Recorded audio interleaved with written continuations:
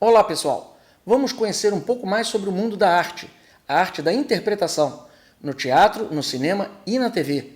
Meu nome é Alberto Carvalho e esse é o Por Trás do Sofá.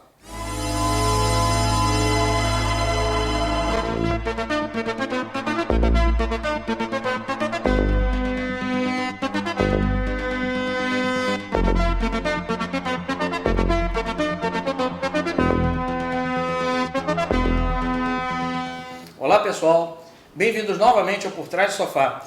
Hoje meu convidado é uma celebridade. Começou a carreira como ator teatral há 30 anos e desde então já protagonizou vários personagens no cinema e na TV. No teatro, participou de montagens de Shakespeare, como Hamlet e o Mercador de Veneza, fora outras encenações de grandes autores, como Vestido de Noiva e Senhora dos Afogados de Nelson Rodrigues, O Tiro que Mudou a História e Tiradentes, de Aderbal Freire Filho, e Pluft, o musical de Maria Clara Machado. No cinema esteve presente em mais de 20 filmes, citando alguns: Gonzaga, de Pai para Filho, Heleno, Ópera do Malandro, Quem Matou Pichote e o Xangô de Baker Street. Destaque para o Sítio do Pica-Pau Amarelo na televisão, onde deu vida ao saudoso e simpático Visconde Sabugosa por 4 anos. Possui também várias aparições em novelas e minisséries, como Roda de Fogo, Fera Ferida, Explode Coração, Engraçadinha, Dona Flor e seus dois maridos e, mais recentemente, programas de humor como Louco por Elas, Cilada, Os Canalhas e tantos outros. Com vocês, senhoras e senhores, Cândido Dan. Opa! Nem me lembrava que meu currículo era tão assim, vasto. Tarefa ingrata essa de escrever livro no lugar da Emília.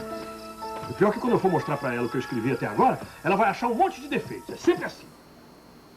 Cândido, o que mudou nessa profissão de ator? Ela ficou mais glamourizada? Mas é assim, sem nenhum beijinho, então? Já vai logo metendo... Já vai metendo. Rapaz. Se você quiser, até pergunta de novo. Tá bom? Não, vamos nessa. Então vamos lá. Rapaz, eu penso assim que o glamour é uma coisa quase que necessária dessa profissão, né? Se você for pensar a tua relação com o cinema, a tua relação com os artistas, que são pessoas quase que, para um público leigo, inalcançáveis e intocáveis e de uma cepa diferente da gente, das pessoas ditas normais, eu acho que tem esse glamour, é uma coisa intrínseca, uma coisa que caminha junto. Eu não sei se hoje em dia isso está mais ou está menos, eu acho que está diferente, eu acho que está mais envenenado talvez, porque tem outros ingredientes que não são os só pertinentes à profissão, ao ofício. Quando é só uma fofoca, quando é uma coisa que você fica sabendo que aquela pessoa é isso ou aquilo, ou casou com um ou com outro, é um troço meio desagradável, eu acho que não tem nada a ver, não precisa isso para entrar na roda, entrar em termos de... É a imprensa que vive de escândalo. Alguma imprensa vive para vender revista e para vender, né, os seus produtos, falando das peculiaridades das vidas das pessoas. Mas é o que a gente estava falando. Ao mesmo tempo, eu não posso defender defender os artistas em relação ao público que é invasivo de alguma forma em algumas situações, porque realmente a gente está... O artista entra na casa das pessoas na televisão, invade um universo familiar que deveria ser só daquela família, daquele contexto. Então a pessoa, de alguma forma, se sente no direito um pouco de invadir o seu espaço, que é seu, né? Eu trabalhei com gente conhecida já, o cara está de mau humor 7 horas da manhã para pegar uma ponte aérea e o cara quer tirar uma foto. E o mais louco é que as pessoas, às vezes, têm um tipo de fã, um tipo de gente que está muito ligada nessa coisa de conhecer um artista famoso, que não está nem interessado em conhecê-lo, está interessado na foto. Eu vi, trabalhando com um artista muito conhecido, que às vezes a pessoa chegava e queria tirar uma foto, mas nem olhava para ele. Era de manhã assim, pegava, vamos tirar uma foto aqui, valeu. Não olha no olho, não é capaz de dizer, cara, eu gosto do seu trabalho. É a relação mais mesmo de ter aquele objeto de desejo. Olha assim, eu estive com esse sujeito no mesmo lugar, no mesmo espaço físico, no mesmo momento, ele topou fazer uma foto comigo, mas fica valendo mais aquela lembrança, aquele souvenir, aquele troféu, do que a relação, do que de conversar, de ter um segundinho para dizer, cara, eu gosto do seu trabalho, parabéns e tal, é um prazer te conhecer pessoalmente. E eu acho que nenhum artista se sentiria aviltado se alguém chegasse no momento certo e dissesse uma coisa como essa. Mas tem de tudo, né? Tem tanto da pessoa, do público que é respeitoso e que sabe chegar num artista que ele realmente admira, e tem essas pessoas que atropelam mesmo, que chegam na hora que você está comendo, chegam na hora que você está de mau humor de manhã, de óculos escuros, louco para pegar seu voo. Né? O cara diz, posso tirar uma foto contigo? Pode, né? Vai dizer o quê? Não vai? Se disser que não pode, aí, viu, artista conhecido, ganha dinheiro e tá aí, agora tá aí, esnobando o público, sou eu que pago o seu ingresso, né? É uma loucura, tem questões e questões, né? Cada situação você pode analisar de uma forma peculiar, porque não dá para generalizar de dizer, o público é invasivo e os artistas são uns chatos que não querem sair em foto. Não, tem de tudo, tem o artista que quer, tem o artista que não quer, tem o público que é chato, tem o público que é legal, né? Como em tudo. A sua base é mais o teatro, né? Isso a gente vê acontecer muito com gente de TV, de cinema, né? De grandes exposições. Exatamente, músico, né? Cantores, né? Cantores também, né? O pessoal está muito mais envolvido na mídia do que o teatro, que é o mais carnal, mais origem, mais raízes da arte, né? Como você vê o papel do teatro nesse nosso mundo de tecnologia?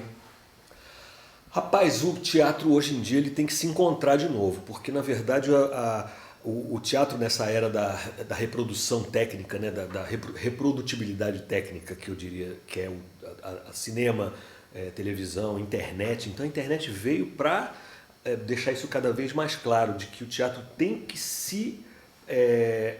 tem que renascer das cinzas para ter um espaço dele. Porque as outras mídias são, de alguma forma, muito mais interessantes. Você vê num filme uma realização de uma história muito mais bem feita, se você for pensar, do que numa incipiência que o teatro tem, que é um tablado e pessoas. Então, para você criar um diferencial e o teatro voltar a ser interessante, continuar sendo interessante, ele tem que resgatar a sua incipiência, a sua falta de recursos, a sua pobreza, que é rica, mas que é a pobreza no sentido de recursos mesmo, de elementos, para poder aquilo continuar tendo um sentido.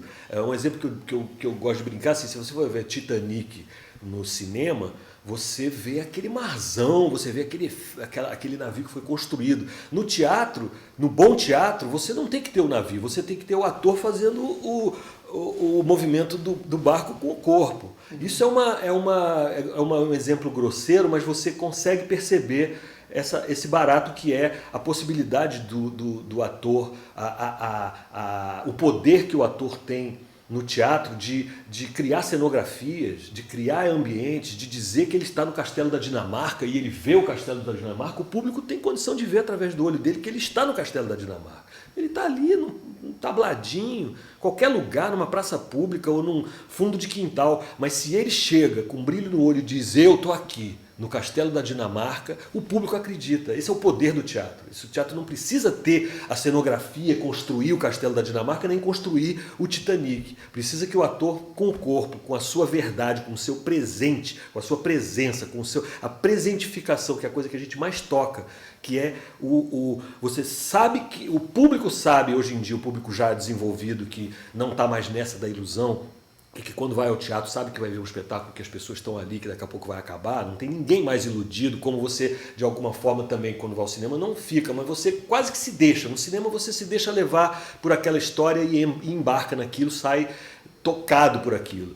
No teatro você já tem um público de quinta geração, que a gente chama, que é um público mais já que percebe essa existência do teatro como uma coisa concreta mesmo. O cara vai me contar uma história ali, eu vou embarcar, mas eu sei o tempo todo que ele está me contando uma história. Eu não estou vivenciando a vida dele, não estou entrando numa esfera que não é do mundo, né? Faz parte do mundo aqui. E os editais de ocupação de 3 semanas, eles não vão prejudicar um pouco, deixando, vamos dizer assim, as peças mais salpicadas, ou vai favorecer a criação de muitos textos, a apresentação de muitos textos? Não, a apresentação de muitos textos, eu acho que essa democratização é muito importante, mas eu acho que se valendo da qualidade que esses projetos têm, alguns entram, outros não. Eu pessoalmente não gosto de tão pouco tempo Eu sou de um tempo que 3 semanas era para você ter a ideia de se aquele espetáculo ia bem ou não. Hoje em dia é a temporada inteira. E eu acho isso muito ruim. Eu até estou um pouco afastado do teatro porque, em termos de produção, eu fico a reboque desse tipo de estrutura que é o que existe para a gente seguir caminho. Principalmente de ocupação dos teatros públicos, né? Estão dando 3 semanas para cada espetáculo. Eu acho isso muito pouco. Eu acho realmente triste que você só tenha 3 semanas para mostrar um processo que você viveu tanto. Às vezes você tem um projeto de vida que você passa anos fomentando aquilo para na hora que você consegue desdobrar em objetividade, você ter 3 semanas para apresentar, entendeu? É a lua, mulher nua, vou pra lua, jumento, paravento, 10%, catão, catatal, catapulta, que o pariu. Uma coisa que eu queria dizer que eu sempre penso, o teatro que eu acredito, o mais importante é que a ação esteja antes da palavra. Isso eu acho um ensinamento muito interessante, que às vezes as pessoas se perdem e não fazem exatamente isso. Quando você tem um texto para você dizer, você só diz aquele texto porque o personagem está precisando dizer aquilo, o personagem está sentindo uma determinada coisa antes de transformar aquele pensamento, aquela emoção em palavras. Hoje em dia as pessoas confundem um pouco e fazem a poética, o texto, antes de qualquer sentimento. Então fica uma coisa meio recitativa. Assim. As pessoas nem instruem, nem pensam nisso, nem instruem seus atores para usarem esse tipo de pensamento, terem esse tipo de pensamento. Para te dar um exemplo da coisa da ação aparecer antes da palavra, por exemplo, o Hamlet, no momento que ele quer se matar, ele fala ser ou não ser. É essa a questão. Ele não está dizendo isso porque é um texto bonito, ou porque ele está com vontade de dizer isso do nada, ou porque o Shakespeare escreveu e é um texto de uma poesia belíssima. Não, ele diz isso porque ele está pensando em se matar.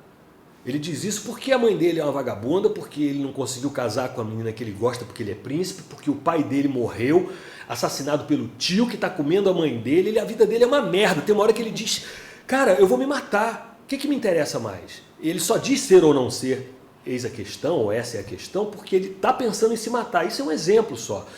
Todo bom teatro é fundamentado nisso. O texto só aparece porque existe uma emoção por trás, existe um sentido, né? Um objetivo atrás daquelas palavras, um sentimento, né? Há hoje uma febre, né, dos musicais importados, que são as grandes produções do momento. Isso traz alguma riqueza para o nosso teatro?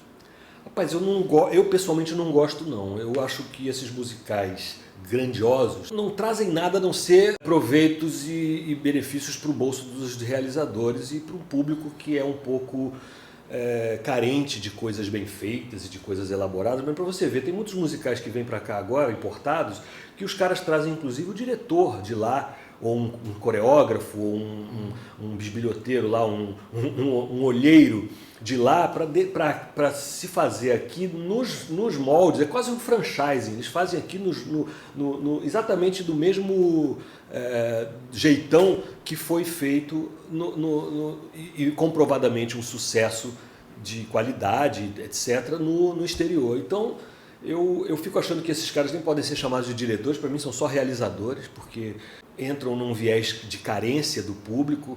Muita coisa que é feita, trazida de fora, é datada, foi feita em cima de filmes que já foram. Noviça Rebelde, meu Deus, Noviça Rebelde eu vi quando eu tinha 5 anos de idade, nem tenho vontade de ver de novo. Aí os caras montam um musical e o público comparece, aí que fico eu falando sozinho, porque o troço se fecha, os caras fazem um espetáculo com qualidade, com esse olheiro de fora, botam um elenco de qualidade, com cantores, etc. E aquilo fica anos em cartaz e tal. Mas eu, assim, pro meu gosto, aquilo não diz nada. Eu não gosto nem de ver, nem de fazer. Eu não tenho o menor interesse nesses grandes musicais, assim. Eu acho que o teatro, para mim, tem um outro sentido, tá num outro lugar. E não ficar evocando essas histórias antigas, essas coisas, ainda mais num formato de produção que não tem nada a ver com a nossa... Com o nosso país, com a nossa realidade. Se você ainda faz um musical como tem agora o musical sobre o Gonzaga, que eu nem vi, mas deve ser interessantíssimo, eu não estou falando desse tipo de musical, nem estou falando do Orfeu, que há pouco tempo foi montado brilhantemente, por sinal, que teve muito pouco tempo em cartaz. Agora, Noviça Rebelde, peças americanas, Hair, hoje em dia, meu Deus, eu fico triste, eu só fico triste de ver que o público comparece. O mais louco é que esse evento se completa, porque eles fazem e o público carente e que gosta de ver coisas bem feitas, supostamente bem feitas, né? Fazem desses projetos sucessos incríveis, né? What about the stains on your hand? I was writing a letter to a friend. That letter which Mr. Holmes took, and I dirtied my hands with ink. I seem to have erred in one of my deductions. The latter is not for me. No matter. In any case, hitting the mark 3 out of 4 times is quite a reasonable performance. Você já trabalhou muito com humor, quer dizer, já participou de peças e televisão, também no cinema com humor. Você acha que o politicamente correto de hoje em dia está matando aquele humor que a gente conhecia? Um humor inteligente, um humor que sabia brincar, está acabando com o bom humor? Não sei se está acabando, eu acho que de alguma forma deu uma organizada, mas ao mesmo tempo tudo é questão de como a pessoa encara certo tema, dependendo do artista, de como ele fala sobre certo tema que seja tabu. Se ele é grosseiro e atinge um determinado segmento, ou se ele é carinhoso, brinca, mas com tranquilidade, não detonando o tema com o qual ele está se relacionando. Eu não sei, eu acho que politicamente correto meio chato, assim, na verdade. O Monteiro Lobato não era politicamente correto e a obra dele é maravilhosa, mas ao mesmo tempo você precisa, hoje em dia, com essa nova ética, esse desdobramento da ética, né, de trazer esse politicamente correto para a roda, pode ser bom por um lado, porque não protege alguns segmentos de serem aviltados, e ao mesmo tempo tolhe uma boa piada. Às vezes é aquela história, eu perco amigo, mas não perco a piada, né? Às vezes você precisa tocar naquele ponto para dar umas gargalhadas e até dizer, não é bem por aí, tudo bem, a gente está brincando, é só uma brincadeira, eu não sinto isso exatamente, eu não, né? Muitas piadas são preconceituosas, são de atingir determinados segmentos e tal. E eu acho que cada caso é um caso. Generalizando, acho que fica mais difícil, entendeu? O humor, né? A gente estava falando aqui do humor. A gente vê que, não sei se pelo politicamente correto, mas houve uma mudança no humor. Aquele humor inteligente está perdendo espaço para um humor americanizado, um humor escatológico, né? Isso daí não acrescenta em nada? Qual é a tua visão? Eu acho triste. Eu pessoalmente gosto mais de uma coisa mais refinada, que o público se estimule com aquele humor a dar sua resposta, né? A completar aquele raciocínio, a gostar do jeito que está dizendo, com uma riqueza de palavras, não um trocadilho tão barato e tão gratuito, mas com uma coisa um pouco mais requintada. Eu sou dessa praia, eu sempre vi os filmes do Mel Brooks, vi os filmes do Monty Python, sempre gostei de um humor mais requintado, mais inteligente. Mas eu acho que tem lugar para tudo. Se tem um público que consome aquilo já tem credibilidade para aquilo existir. Porque, né, a coisa se dá porque você só vende um produto se tem alguém para comprar ele. Então, se o cara faz um humor escatológico, bagaceiro e o público comparece, palmas para os dois. Quem sou eu para dizer qualquer coisa? Eu posso dizer do tipo de coisa que eu gosto de fazer e eu, como público, gosto de consumir, que não é bem uma coisa tão rasteira, né? Eu gosto de uma coisa um pouco mais elaborada, com uma pesquisa de linguagem, etc., que não precisa ser hermético, ser fechado, ser sério, ser chato. Pelo contrário, você pode fazer uma coisa elaborada e ser muito engraçado. Que você tenha tipos físicos bem desenhados, bem definidos, que você reconheça, o público reconheça aquele cara, o cara está fazendo um velhinho igualzinho, o cara está fazendo uma menininha, um ator, um homem grande desse, cabeludo, peludo, fazendo uma menininha, e eu reconheço o gesto da menininha naquele corpo estranho. Isso eu acho maravilhoso, né? A observação do ator de trazer para a cena um personagem que não tem a ver com o tipo físico dele, né? Como no cinema você se vale da escalação para fazer o seu produto, né? Hoje em dia cada vez mais, é quase um documental. Você vai fazer um filme sobre fulano, você tem que ter um cara igual a ele para fazer aquele personagem. Você vai fazer um padre, você só tem aquela gama de atores que poderiam fazer um padre. Você não chama uma criança, nem chama um cara de outro tipo para fazer determinada coisa. A escalação sempre foi no cinema uma coisa muito determinante. E o teatro não se prende a isso. O teatro você pode fazer, o mesmo ator em cena pode fazer 20 personagens totalmente diferentes dele, e se ele fizer com o gestual pertinente àquele determinado tipo, àquele determinado personagem, o público compra aquilo acreditando. Uma coisa que é interessante de você dizer que de você imaginar que o ator não precisa ter corpo definido. O ator não tem um corpo definido. Um cara baixinho e magrinho pode ser ator. Um cara grandão e gordão pode ser ator.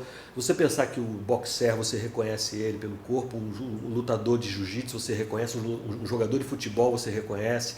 Um jogador de basquete.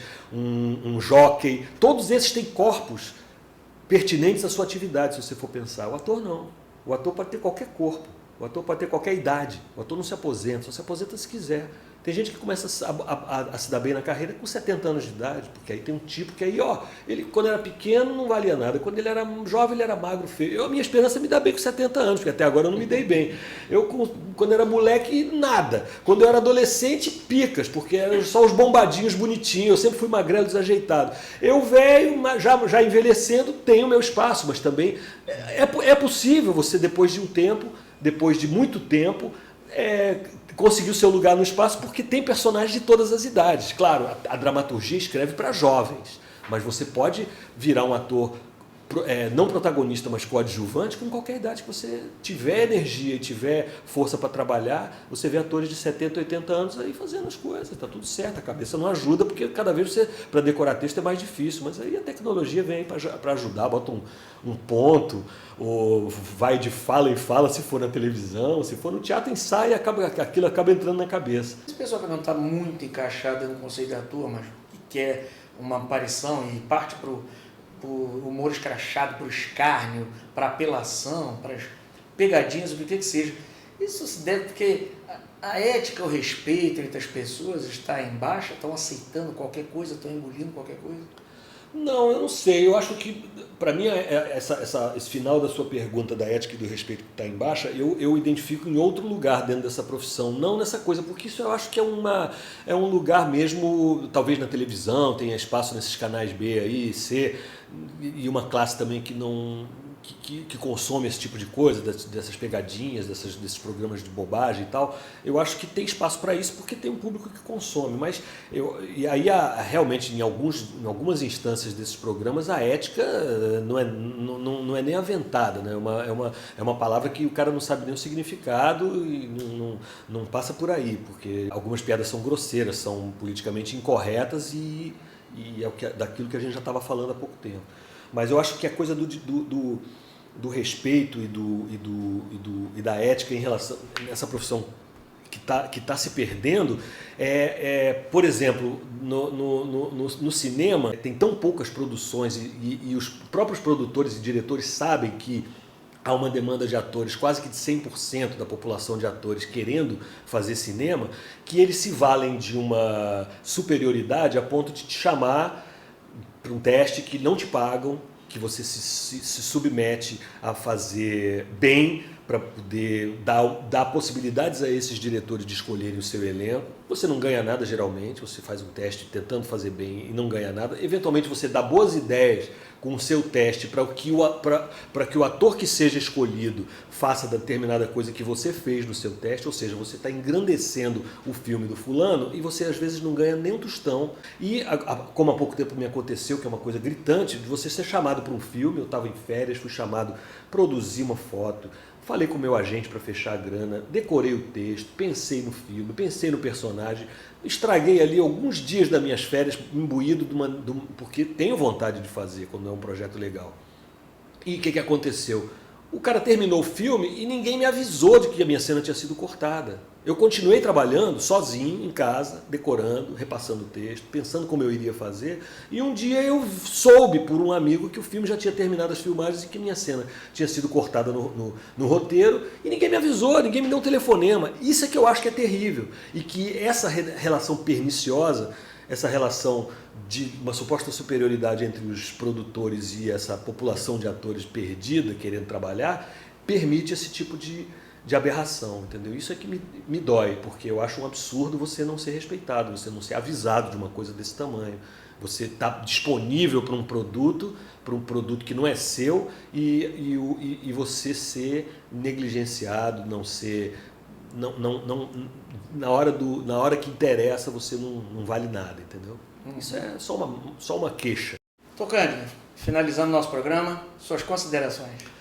Rapaz, eu só tenho que te agradecer. Eu fiquei muito contente de ser convidado aqui para a primeira safra dos teus programas, que eu acho que vão bombar e vão alçar voo, porque tem qualidade, você é um cara muito simpático, que é bem situado, e eu acho que maravilha. Estou super contente de estar aqui.